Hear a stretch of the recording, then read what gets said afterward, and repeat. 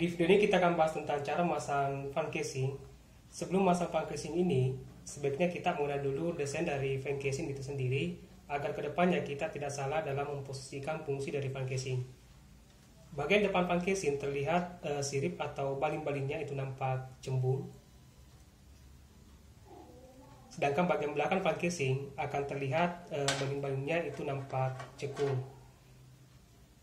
Dan satu ciri lagi, rangkanya kelihatan dan biasanya ada 4 rangka dalam fan casing ini. Jadi ini bagian belakang dan ini bagian depan dari fan casing. Nah, untuk pemasangannya dikenal dengan 2 istilah, ada intake dan ada exhaust. Intake berarti fan casing mengambil udara dari luar casing, kemudian disemburkan ke dalam casing, tiada lain hanya untuk mendinginkan perangkat yang ada dalam casing. Sedangkan exhaust menghirup atau membuang keluar udara panas yang ada dalam casing tersebut.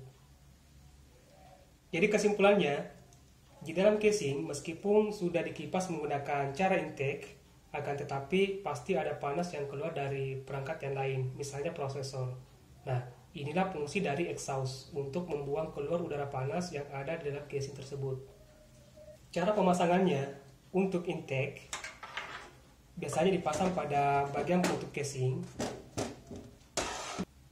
dan posisinya bagian belakang fan casing itu menghadap ke dalam, dan kita baut dari luar casing. Fungsinya untuk menyemburkan udara ke dalam casing. Kemudian untuk powernya nanti kita ambil dari power supply. Di sini ada konektor Molex 4 pin, kita sambungkan nanti seperti ini.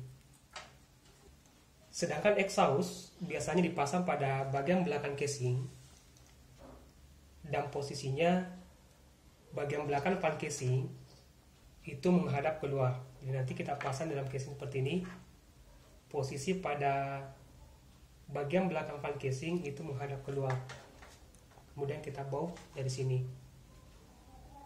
Ini untuk membuang hawa panas keluar dari dalam casing. Jadi intake bagian belakang fan casing menghadap ke dalam dan dipasang pada penutup casing, sedangkan exhaust itu sebaliknya dan dipasang pada bagian belakang, tepatnya bagian atas. Kenapa? Karena pada umumnya hawa panas itu akan bergerak ke atas. Jadi satu fan casing memiliki 2 fungsi, satu intake dan satu exhaust.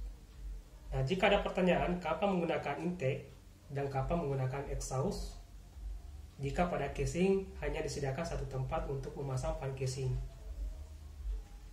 Nah, jawabannya perhatikan kembali casing yang digunakan.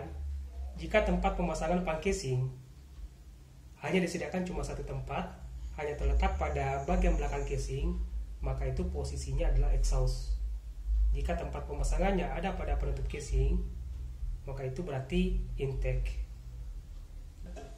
Jika ada 2 tempat yang disediakan untuk memasang fan casing ini, Anda bisa memasang 2 fan casing, satu intake dan satu exhaust.